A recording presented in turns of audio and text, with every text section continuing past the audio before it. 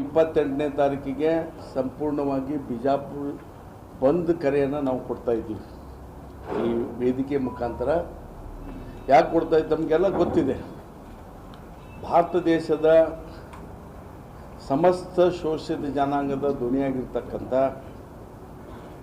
ಭಾರತ ದೇಶದ ಎಲ್ಲ ಸಮುದಾಯಗಳಿಗೆ ಹಕ್ಕುಗಳನ್ನು ಸ್ವತಂತ್ರವನ್ನು ಕೊಟ್ಟಿರ್ತಕ್ಕಂಥ ಮಹಿಳಾ ವಿಮೋಚನೆಯನ್ನು ಮಾಡಿರ್ತಕ್ಕಂಥ ಪ್ರಪಂಚದಲ್ಲಿ ಮಾನವ ಹಕ್ಕುಗಳನ್ನು ಅತ್ಯಂತ ಜವಾಬ್ದಾರಿಯುತವಾಗಿ ಹೋರಾಟ ಮಾಡಿ ದೊರಕಿಸಿಕೊಟ್ಟಿರ್ತಕ್ಕಂಥ ಮೇಧಾವಿ ಡಾಕ್ಟರ್ ಬಾಬಾ ಸಾಹೇಬ್ ಅಂಬೇಡ್ಕರ್ ಅವರ ಬಗ್ಗೆ ಲೋಕಸಭೆಯಲ್ಲಿ ಅಮಿತ್ ಶಾ ಅತ್ಯಂತ ಹಾಸ್ಯಾಸ್ಪದ ರೀತಿಯಲ್ಲಿ ಮಾತನಾಡಿದ್ದಾರೆ. ಇದು ಇವತ್ತು ಮಾತನಾಡಿರ್ತಕ್ಕಂಥದ್ದಲ್ಲ. RSSನ ವಿಶ್ವ ಹಿಂದೂ ಪರಿಷತ್ತಿನ ಬಜರಂಗ ದಳದ BJPಯ ಒಂದು ಮನಸ್ಥಿತಿ ಇಲ್ಲಿವರೆಗೆ ಜನರ ಭಯದಿಂದ ಅದುಮಿಟ್ಕೊಂಡಿದ್ರು. ನಾವು ಬಾಬಾ ಸಾಹೇಬ್ ಅಂಬೇಡ್ಕರ್ ಅವರಿಗೆ ಏನಾದರೂ ಅಂದರೆ ಬಹುಶಃ ನಮಗೆ ತೊಂದರೆ ಆಗ್ತಾ ಇದೆ ಅಂತ ಹೇಳಿ ಬಹುಶಃ ಈಗ ಅನಿಸಿದೆ ನಾವು ಒಂದು ಪ್ರಯೋಗ ಮಾಡಿ ನೋಡೋಣ. ಒಂದು ಬಾಬಾ ಸಾಹೇಬ್ ಅಂಬೇಡ್ಕರ್ ಅವರಿಗೆ ಅಪಮಾನ ಮಾಡಿ ಅದರ ರಿಯಾಕ್ಷನ್ ಏನು ಬರ್ತದೆ ಅದ್ರ ಮೇಲೆ ನಾವು ಸಂವಿಧಾನ ಬದಲಾವಣೆ ಮಾಡಲಿಕ್ಕೆ ಸಾಧ್ಯ ಆಗ್ತಾ ಇದೆ ಅಂತಕ್ಕಂಥ ದುರಾಲೋಚನೆಯಿಂದ ಈ ಮಾತನಾಡಿದ್ದಾರೆ. ಬಹುಶಃ ಬಾಬಾ ಸಾಹೇಬ್ ಅಂಬೇಡ್ಕರ್ ಅವರು ಸಂವಿಧಾನ ಬರೆದಂಥ ಸಂದರ್ಭದಲ್ಲಿ ಸಂವಿಧಾನ ಬರೆದಂಥ ಪ್ರಾರಂಭದಲ್ಲಿ ಇದೇ RSSನ ಅನೇಕ ಮುಖಂಡರು ಈ ಸಂವಿಧಾನವನ್ನು ಯಾವ ಮನಸ್ಸಿಗೆ ಬಂದಂಥ ರೀತಿಯಲ್ಲಿ ಟೀಕೆಯನ್ನು ಮಾಡಿರ್ತಕ್ಕಂಥವ್ರು. ಬಾಬಾ ಸಾಹೇಬ್ರ ಬಗ್ಗೆ, ಸಂವಿಧಾನದ ಬಗ್ಗೆ, ಅಲ್ಲಿರ್ತಕ್ಕಂಥ ಶಾಸನಗಳ ಬಗ್ಗೆ ಟೀಕೆ ಮಾಡಿರ್ತಕ್ಕಂಥವ್ರು ಯಾರು ಈ ದೇಶದಲ್ಲಿ ಮೊದಲನೇದಾದ್ರು RSSನವರು. ಇವತ್ತು BJP ಅವರು ಆ ಕೆಲಸ ಮಾಡ್ತಾ ಇದ್ದಾರೆ. ಇವತ್ತಿಗೂ ಕೂಡ ಈ ದೇಶದ ಎಲ್ಲ ಇಲಾಖೆಯಲ್ಲಿ ಬಾಬಾ ಸಾಹೇಬ್ ಅಂಬೇಡ್ಕರ್ ಫೋಟೋ ಇದ್ರೂ ಕೂಡ RSSನ ಕಚೇರಿಯಲ್ಲಿ ಒಂದೇ ಒಂದು ದಿವಸ ಬಾಬಾ ಸಾಹೇಬ್ ಅಂಬೇಡ್ಕರ್ನ ಹೆಸರು ತೆಗೆದುಕೊಳ್ತಕ್ಕಂಥ ಕೆಲಸ ಅವ್ರು ಮಾಡಂಗಿಲ್ಲ. ಒಂದು ಫೋಟೋ ಕೂಡ ಇದುವರೆಗೆ ಕೂಡ ಅವ್ರು ಇಟ್ಟಿಲ್ಲ. ಇಂಥವರು ಬಾಬಾ ಸಾಹೇಬ್ ಅಂಬೇಡ್ಕರ್ ಅವ್ರ ಬಗ್ಗೆ ಮೊಸಳೆ ಕಣ್ಣೀರು ಮಾತ್ರ ಸುರಿಸ್ತಾ ಇದ್ದಾರೆ ಪ್ರಧಾನಮಂತ್ರಿ ಆದಿಯಾಗಿ. ಆದರೆ ನೈಜವಾಗಿರ್ತಕ್ಕಂಥ ಕಾಳಜಿ ಅವರಲ್ಲಿಲ್ಲ. ಇದನ್ನು ವಿರೋಧ ಮಾಡಿ ಎಲ್ಲಿವರೆಗೆ ಅಮಿತ್ ಶಾ ರಾಜೀನಾಮೆ ಕೊಡಂಗಿಲ್ಲ ಅಲ್ಲಿವರೆಗೆ ಈ ಹೋರಾಟ ನಿರಂತರವಾಗಿರ್ತಾ ಇದೆ ಅಂತಕ್ಕಂಥದ್ದನ್ನು ತಮ್ಮ ಮೂಲಕ ನಾನು ಹೇಳಲಿಕ್ಕೆ ಬಯಸ್ತಾ ಇದ್ದೇನೆ.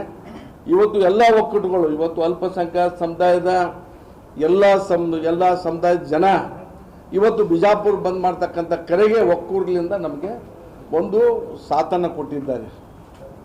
ಇವತ್ತು ಇವತ್ತು ಮಾಡೋ ಸಂದರ್ಭದಲ್ಲಿ ಎಲ್ಲ ಸಂಘಟನೆಗಳ ಬಗ್ಗೆ ಏನು ಹೆಸರು ತೆಗೆದುಕೊಂಡ್ರು ಅವರೆಲ್ಲರೂ ಕೂಡ ಈ ಒಂದು ಬಂದ್ನಲ್ಲಿ ಭಾಗವಹಿಸ್ತಾ ಇದ್ದಾರೆ.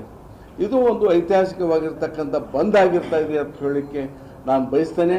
ನಿಮಗೂ ಕೂಡ ಒಂದು ವಿನಂತಿಯನ್ನು ಮಾಡ್ತೀವಿ. ಒಂದು ವ್ಯಾಪಕವಾದಂಥ ಒಂದು ಪ್ರಚಾರ ಇದು ನೀವು ಭಾಳ ಮುತುವರ್ಜಿಯನ್ನು ವಹಿಸಿಕೊಂಡು ಈ ದೇಶದ ಸಂವಿಧಾನ ಕರ್ತನಿಗೆ ಅಪಮಾನ ಆಗಿದೆ ಅಂತಕ್ಕಂಥ ಏನು ಪ್ರಜಾಪ್ರಭುತ್ವದ 4ನೇ ಒಂದು ಸ್ತಂಭ ತಾವು ಏನಿದ್ದೀರಿ ನೀವು ಅದನ್ನು ಮಾಡಬೇಕಾಗ್ತಾ ಇದೆ ಅಂತೇಳಿ ನಿಮ್ಮಲ್ಲಿ ವಿನಂತಿಯನ್ನು ಕೂಡ ನಾನು ಮಾಡಲಿಕ್ಕೆ ಬಯಸ್ತಾ ಇದ್ದೇನೆ. ಯಾಕಂದ್ರೆ ನಿಮ್ಮ ಜವಾಬ್ದಾರಿ ಕೂಡ ಭಾಳ ಇದೆ. ಯಾಕಂದ್ರೆ ಕೆಲವು ಸಲ ಏನಾಗ್ತದೆ ನಾವು ಹೇಳ್ತಕ್ಕಂಥ ಭಾಳ ಇಂಪಾರ್ಟೆಂಟ್ ವಿಷಯಗಳನ್ನು ಮರೆಮಾಚ್ತಕ್ಕಂಥದ್ದು ಆಗಬಾರ್ದು.